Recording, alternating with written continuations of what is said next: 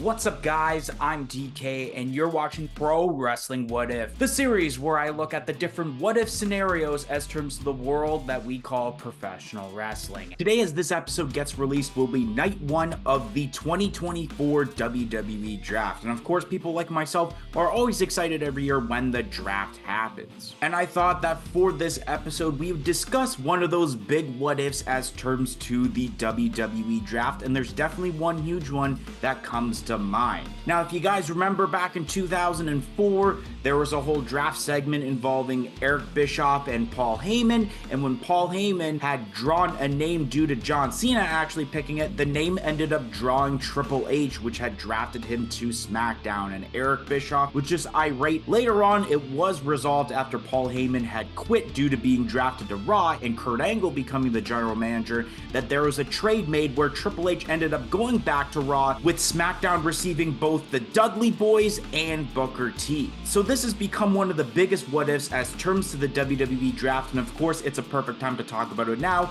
So today's episode, we're going to be talking about what if Triple H had stayed on SmackDown in 2004. Now, for this episode, I wanted to make it a little bit unique by not only focusing on one individual person, but actually focusing on multiple people, because I feel like when it comes to this whole scenario, you gotta focus on two things. First off is obviously the singles run of Triple H when he goes on to the SmackDown brand, but we gotta look at what happens to the actual group of Evolution now that Triple H is gone and it's only 3 members left. I'm gonna be going one by one through every WWE pay-per-view from the first one after WrestleMania 20 in 2004 and work all the way until WrestleMania 21 in 2005 and see how the trajectory of how I feel WWE could have been had this actually happened. So the first event after WrestleMania 20 and the first Raw pay-per-view was Backlash in 2004. I think we'd still have the Shelton Benjamin versus Ric Flair match, which would result in Shelton Benjamin winning, and I definitely think that we would still have the Cactus Jack versus Randy Orton hardcore match for the Intercontinental Championship. And I think that's a match that would have happened regardless, because it definitely changed the trajectory of Randy Orton's career and would show how big of a superstar he would end up becoming.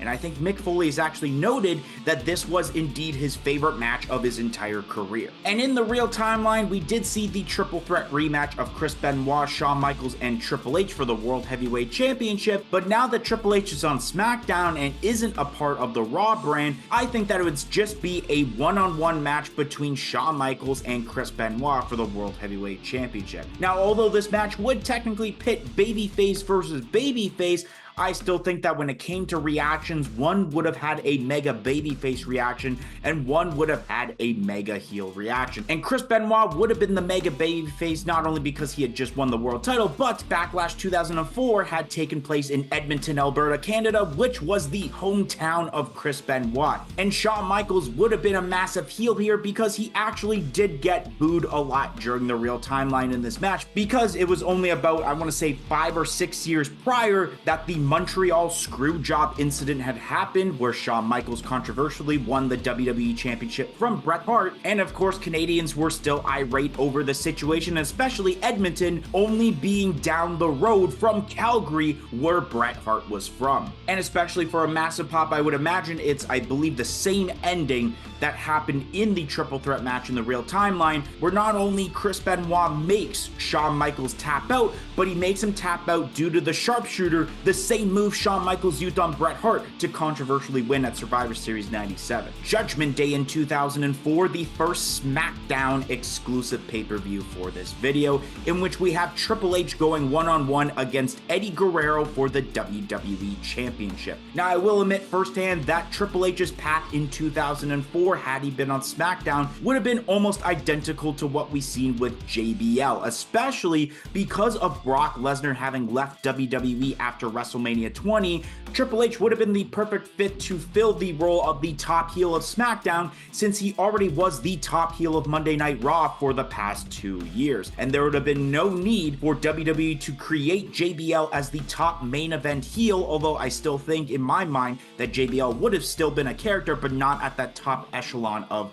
the SmackDown division. And part of me thinks that maybe the same result would happen as the match at Judgment Day, where Triple H does win via via DQ, I believe, and we would see Eddie Guerrero in a bloody mess, which would ultimately set up almost identical to what we see later on. Next up is the Raw exclusive pay-per-view of Bad Blood, and the first match I have is a tag team match with Shawn Michaels and Maven versus Batista and Ric Flair. Now, this was a weird match to come up with because I kind of mashed two potential matches that could have happened together, because in the real timeline, Shawn Michaels had wrestled Triple H in a Hell in a Cell match, but because Triple H is on SmackDown, that match isn't going to happen now. But Maven and Batista did wrestle each other on the Sunday Night Heat pre-show match, and so that leaves Shawn Michaels without opponent, and I'm not sure if they would have booked Shawn Michaels versus Ric Flair, almost having Ric Flair take the place of Triple H in this timeline. Putting them in a tag team match I think made sense, considering that they were still building up Evolution in this case, and that Batista and Ric Flair would have won this match since Batista did beat Maven. And I would still have the match of Shelton Benjamin versus Randy Orton for the Intercontinental Championship, which would see Randy Orton retain the championship. Now, going on to the next SmackDown exclusive pay-per-view, which is the Great American Bash, which we would see the rematch of Triple H versus Eddie Guerrero for the WWE Championship, but this time around, it's actually inside Hell in a Cell. Now, of course, in the real timeline, we had seen JBL versus Eddie Guerrero, but in a Texas Bull Rope match, which, of course, the Texas Bull Rope match was more of a gimmick that favored JBL, but because it's Triple H, it just doesn't make sense for that stipulation. But with Hell in a Cell, like I mentioned, in the real timeline, that Triple H fought Shawn Michaels inside Hell in a Cell, so they would move the Hell in a Cell match a couple weeks later, becoming a part of the SmackDown exclusive pay-per-view and having Eddie and Triple H inside of it, which, of course, in case you were wondering, Triple H would defeat Eddie Guerrero and become the brand new WWE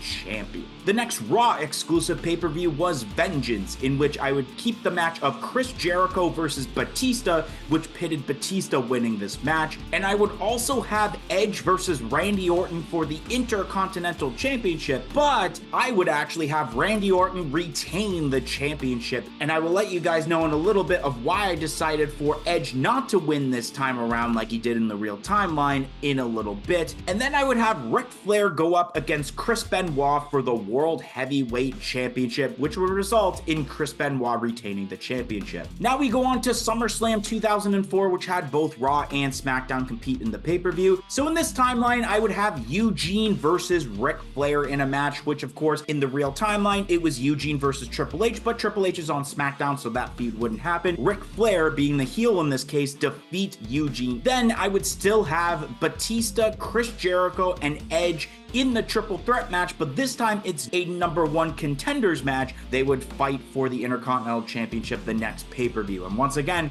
I will let you know in a little bit why it's not the title in this match. Then in this case, it would be The Undertaker versus Triple H for the WWE Championship, in which The Undertaker would win this match. However, he would win via a DQ victory. Now, in the real timeline, we've seen Undertaker versus JBL for the WWE Championship, and we actually seen JBL win by disqualification to retain his championship, which I believe the whole story of why that was the result was because of JBL and Undertaker were actually great friends in real life. Undertaker actually wanted to put JBL over clean, but JBL had too much respect for The Undertaker to not want to actually take a win from The Undertaker like that, so it resulted in JBL still winning, but not winning cleanly realistically, which would result in their match at the following pay-per-view. And then I still have Randy Orton versus Chris Benoit for the World Heavyweight Championship, except this time around, it's actually a winner-takes-all match for both the Intercontinental Championship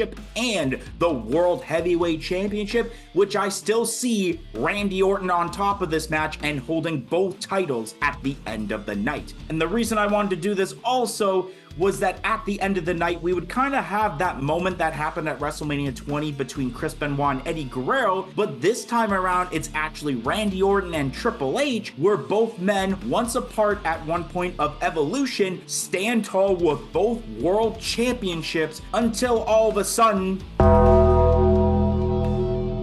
Undertaker ruins the celebration for Evolution, and Undertaker exacting revenge on Triple H for just sneaking his way out of the match and not retaining the title cleanly over The Undertaker, which this moment would set up the next match between Undertaker and Triple H in this timeline. The next Raw exclusive pay-per-view, which was Unforgiven, we would still have the match of Chris Benoit and William Regal versus Batista and Ric Flair, which would still see Chris Benoit and William Regal defeat Batista and Ric Flair. Then we have ourselves a one-on-one ladder match between Chris Jericho and Randy Orton for the Intercontinental Championship. And I would see Evolution try to help out Randy Orton, but it would unsuccessfully happen considering that I see Chris Jericho, just like the real timeline of Unforgiven, actually win the Intercontinental Championship. And then later on in the night, Randy Orton has to defend the World Heavyweight Championship, and he would defend it against Booker T. And of course, Randy Orton does retain the World Heavyweight Championship because at this point, Randy Orton is a full-fledged heel still. He hasn't turned babyface since Triple H is on SmackDown, and that doesn't cause for that to happen. So we don't get to see the failed babyface run of 04 and 05 for Randy Orton in this particular timeline. Now on to the next SmackDown pay-per-view event of No Mercy, which would see Undertaker challenge Triple H for the WWE Championship in the last ride match. Because this stipulation is more in favor to The Undertaker, it definitely makes sense for this gimmick match to still happen. And in case you're wondering, unfortunately, it is the same outcome where Heidenreich unfortunately interferes and attacks The Undertaker, and essentially Triple H in this case would retain the WWE Championship this way against The Undertaker. The next Raw exclusive pay-per-view is Taboo Tuesday, which I'm really surprised in this modern age where social media is a much bigger thing than what it was in 2004, that this event, which would probably be either like, well, pay-per-views are on Saturday, so Cyber Saturday in this case, I'm surprised that's not a pay-per-view in today's age. In which in this timeline, I would have the Heartbreak Kid Shawn Michaels challenge Randy Orton for the World Heavyweight Championship inside a solid steel cage. Now, this match was easy to do considering that I'm actually mixing two matches that had happened put together realistically. So in the real timeline, as voted by the fans, Shawn Michaels had challenged Triple H for the World Heavyweight Championship at this event, and the main event of the show was actually a regular steel cage match between a babyface Randy Orton and a heel Nature Boy Ric Flair. I couldn't think of a match for Ric Flair to do in this particular event, so I could see him and Batista interfering in this match and helping Randy Orton once again retain the World Heavyweight Championship at this event, and already Shawn Michaels lost in the real timeline, so it makes sense. Now we go to Survivor Series 2004. Both Raw and SmackDown are a part of this event. And first off, for Raw, we have ourselves a Survivor Series 4-on-4 match with Team Benoit that consists of Chris Benoit, Chris Jericho, Booker T, and Maven against Team Orton that would consist of Randy Orton, Batista, Ric Flair, and Edge. Now in the real timeline, this Survivor Series match was Team Orton versus Team Triple H, which I believe Team Orton had Randy Orton, Chris Benoit, Chris Jericho, and Maven, while Team Triple H had Triple H, Batista, Snitsky, and Edge, while Ric Flair was on the outside just being a manager. So now in this case, you can actually have almost like Team Orton being like Evolution +1 adding Edge, and then you have a bunch of top baby faces for the most part, and I still think it would be the same stipulation in my mind where the winning team gets to run Monday Night Raw for the next 4 weeks. And not gonna lie, originally when trying to think of this, I almost wanted to put Eugene in Team Benoit, because how hilarious would it have been to see a Monday Night Raw episode run by Eugene? What kind of chaos could have been run there? Team Benoit would win this match just like in the real timeline where the babyface team won. And then Triple H would defend the WWE Championship against Rey Mysterio. Now, of course, in the real timeline, we had seen Booker T versus JBL, but JBL's not in the main event picture, and Booker T in this case, like I mentioned earlier, wouldn't have been drafted to SmackDown for this match to happen. Rey Mysterio, I believe, competed in a multi-man cruiserweight championship match, but they can take out one man, and Rey Mysterio finally be a part of the World Championship picture by taking on Triple H, and of course, Triple H does retain in this match. Now we go to the next SmackDown exclusive event, which was Armageddon, in which Triple H would compete in a fatal four-way match defending the WWE Championship against Eddie Guerrero, Rey Mysterio and The Undertaker. Which in the real timeline, we did have the Fatal 4-Way match with JBL defending against Eddie Guerrero, Booker T, and The Undertaker. And I would also keep it the same where Triple H retains the WWE Championship, and unfortunately in this case, yes, Heighten Wright still interferes and costs Undertaker the match. Now we go to the next Raw exclusive event, and the first one of 2005 with New Year's Revolution, and we're going to be having the Elimination Chamber match for the World Heavyweight Championship, which would feature Batista, Chris Benoit, Chris Jericho, Edge, Booker T, and the reigning champion Randy Orton. And in this match, of course, Randy Orton still retains the World Heavyweight Championship. At this point, we are going to start seeing the cracks developed within the group of Evolution that would ultimately cause to see what would happen at WrestleMania. Now we go to the Royal Rumble in 2005, in which we would have Triple H against The Big Show and Kurt Angle for the WWE Championship, while of course in the real timeline it was JBL holding the WWE Championship, which it's the same result once again, is that the champion would retain his title, so in this case Triple H retains his title. Then I would have Chris Jericho versus Randy Orton for the World Heavyweight Championship. Now in the real timeline it was Randy Orton as the challenger, being babyface Randy Orton, and Triple H being the World Heavyweight Champion. But this time around, with Randy Orton being the champion, we need to find a new challenger, and I thought, you know what, Chris Jericho. And especially because I had already made the match previously of Chris Jericho taking the Intercontinental Championship at Unforgiven from Randy Orton, so maybe the storyline would be that Jericho can prove once again that he can defeat Randy Orton for a championship, this time being the World Heavyweight Championship, which he won't be able to because Randy Orton retains the World Heavyweight Championship in this match. And in case you guys were wondering, Batista still does win the Royal Rumble match in this timeline. Now we go to the next SmackDown exclusive event, and the first one of 2005, and we got ourselves Big Show versus Triple H for the WWE Championship, and I still kept it as the steel cage match. Although I believe in the real timeline, JBL and Big Show's match was a barbed wire steel cage match, but I'm just gonna say a regular old steel cage match where still Triple H overcomes the odds and retains the championship. And now we go on to the final pay-per-view of this video. It is WrestleMania 21, which we are going to have the Royal Rumble winner Batista go off against Randy Orton for the World Heavyweight Championship. Now originally I actually wanted to do kind of like an Evolution Implodes triple threat match and include Ric Flair, but I thought that WWE most likely would have rather kept it as a singles match, since we've seen in the real timeline that they have attempted this match multiple times. Like 1 year after this in the real timeline, they wanted Batista versus Randy Orton for the world title, but Batista tore his tricep, and then they tried doing it when Batista won the Royal Rumble in 2014, but the Yes Movement had screwed up those plans, and it resulted in a triple threat match. So this would have been the absolute perfect time in this case for them to finally do the Randy Orton versus Batista match, and you can still have the whole manipulation storyline going on where Randy Orton in this case would be trying to convince Batista to challenge Triple H at WrestleMania for the WWE Championship in a way where Evolution would have both world championships, but of course that all doesn't work out, and that Batista would still go on and challenge for the World Heavyweight Championship, which of course Batista does walk out as the brand new World Heavyweight Champion, which then means that we would get John Cena versus Triple H for the WWE Championship, in which it would result, of course, with John Cena walking out as the WWE Champion. And I would imagine that this match with John Cena and Triple H would be the main event of the show, unlike what we've seen in the real timeline of Batista versus Triple H. Although it does make sense to see the Royal Rumble winner main event WrestleMania,